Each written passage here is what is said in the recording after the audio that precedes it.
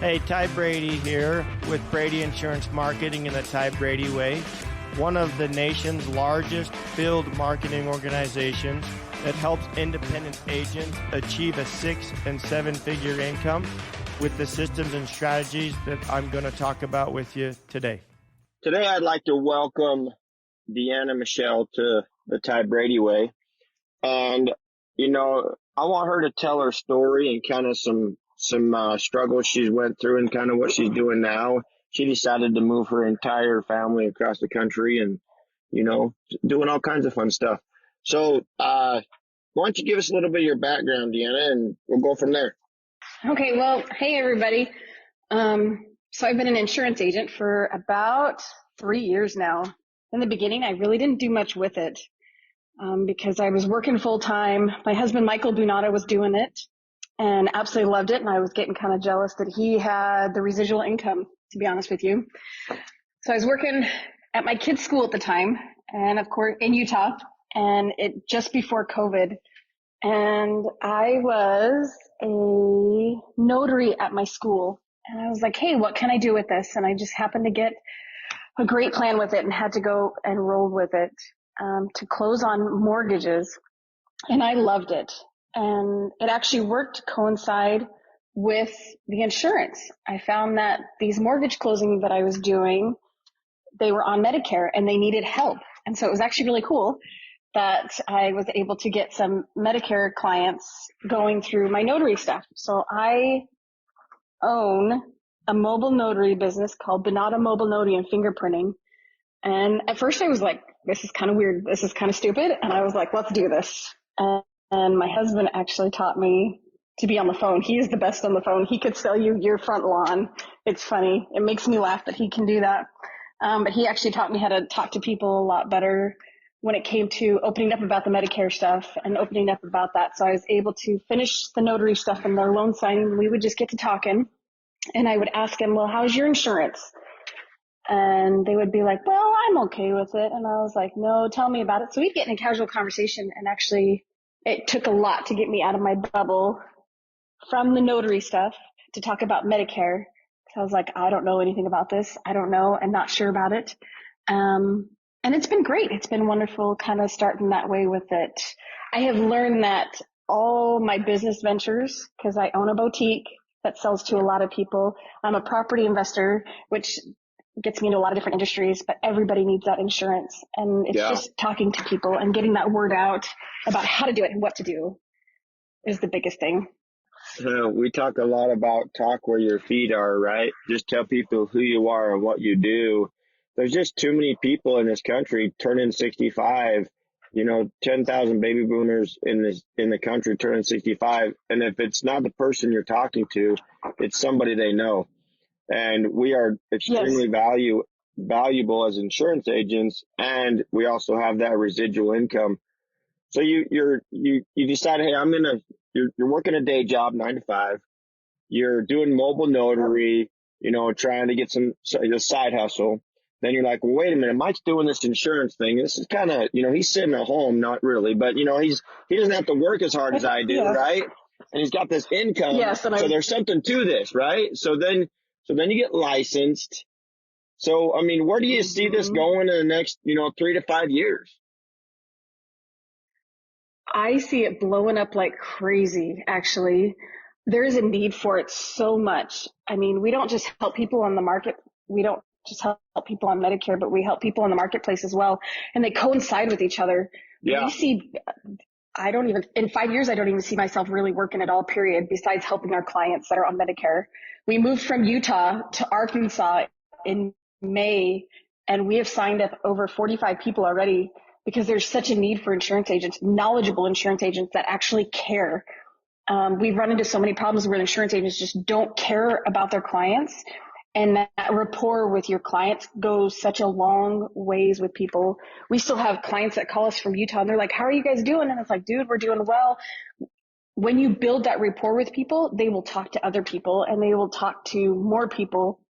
And we found that, cause Mike and I are registered with, healthcare.gov. And we find that most people that need insurance, of course, know other people, like you stated, but then they know somebody like their grandparents or somebody else that need help. So if you can just start with even that smaller one, it builds that tree of income and gets larger and larger. And just telling people what you do, they will just reach out to you and be like, hey, I need help with this. Or, hey, we know somebody that told you. I got my first referral the other day and it like threw me off totally. It was so funny. Well, It threw me off. They're like, hey, you help my friend. Can you help me? you gotta love it when people are like, they're like, what do I do? I'm like, well, talk where your feet are and just tell people who you are and what you do. It doesn't have to be a lengthy conversation. I've talked many times about my wife being my biggest advocate, my biggest recruiter, because she just says, hey, you got to talk to Ty. Next thing you know, I got a call from her friend's dad saying, hey, I need help navigating this maze of Medicare.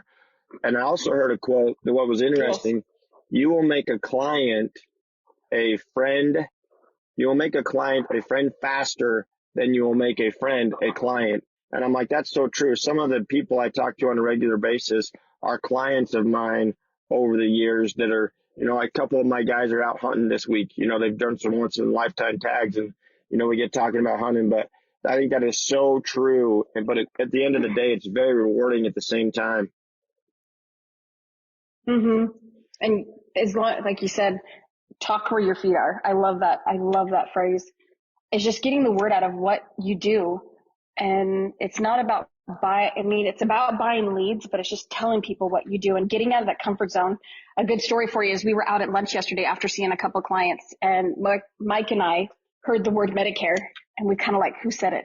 And we were looking around the restaurant kind of scanning because we were at Cracker Barrel, and I'm like, who said it? And so I was like, no, it's not that one. And Mike's like, no, it's not that one. So finally we realized it was the lady to the right of us, and we reached over and was like, hey, we're Medicare agents. How are you doing? And so we hand them our business card, and she's like, oh, that's wonderful. And she actually called Mike up the other day, and she goes, hey, can we set up? She goes, I'm good for right now, but I know open enrollment's coming up. And so even at lunchtime, we listen. Another big thing that we do is we leave our business cards everywhere. I leave them everywhere. We go to lunch, we leave them at the table. We go to the gas station, we leave them there.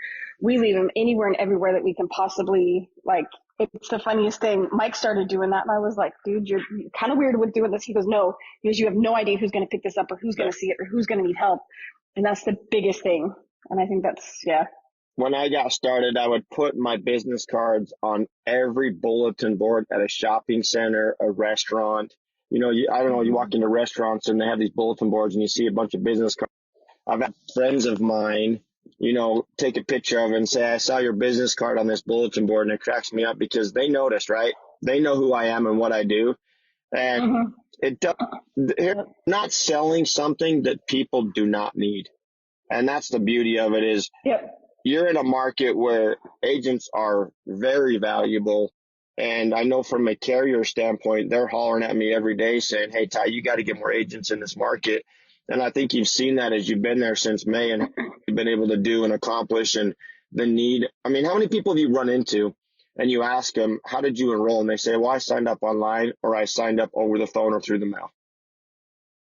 Every single client that we have so far, we've signed up 45 between me and Mike since moving here in May.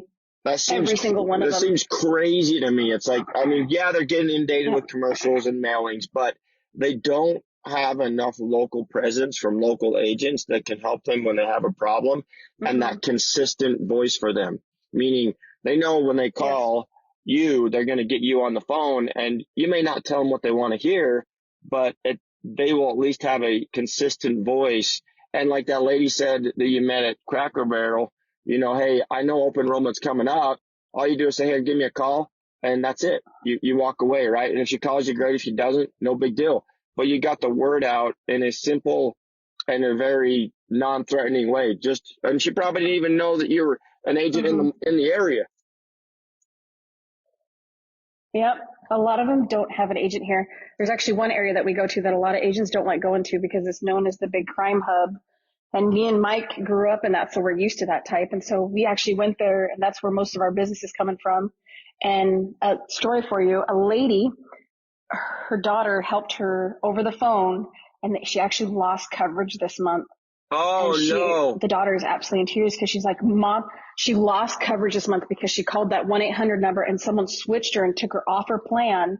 And so Mike and I were trying to dig through and figure out what happened and what took place. And the agent on the phone or whoever on the phone was helping her with that 1-800 number took her off her plan and didn't put on a brand new one. So there was a whole month lapse.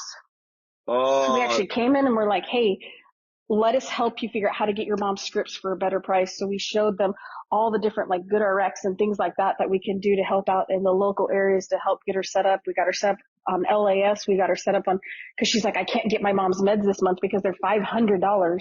And I was like, oh crud. And she just called us back not even 2 days ago. And she's like, dude, I was able to get it for less than $150. She goes, I'll take it. She goes, thank you. We sat there at her house for an hour and a half trying to figure things out with her. And she goes, thank you so very much. And it was like, oh my goodness. And that's not just happened to one person, but it's been a few people here to where they have to, it breaks my heart. It kills me seeing some of these people and what they've gone through. It's such a need yeah. She will never leave you, and she will be your biggest advocate and your biggest voice. Man, that gave me chills. Well, we're wrapping up here. Yep. Any last thoughts you'd like to leave with the audience, or any things you'd like to say? The last thing I'd like to say is don't be scared. Just do it. Honestly, just do it. Set your goals and do whatever you possibly can to chase them. Because honestly, this industry is one of the best industries to be in when it comes to residual income. That's where the future lies. If you want a future and if you want to be able to have that financial freedom, it's in residual income. If you bust your butt right now, then it will totally pay off later in 6 months or so, in a year of where you're trying to get and everything else. We talk about this isn't just another, get rich type scheme. I mean, I hate the word scheme, but it is a true legitimate business where it is very rewarding. Yes, it's hard. Yes, you got to get out of your comfort zone. Yes, you're going to be scared. You're going to be terrified. Hey, it took you a few years, right? Yep, it did. Guess what? Looking back, it was probably the best decision you've ever made, right? Yep, it's the best decision I have ever made. It really is. Totally worth it.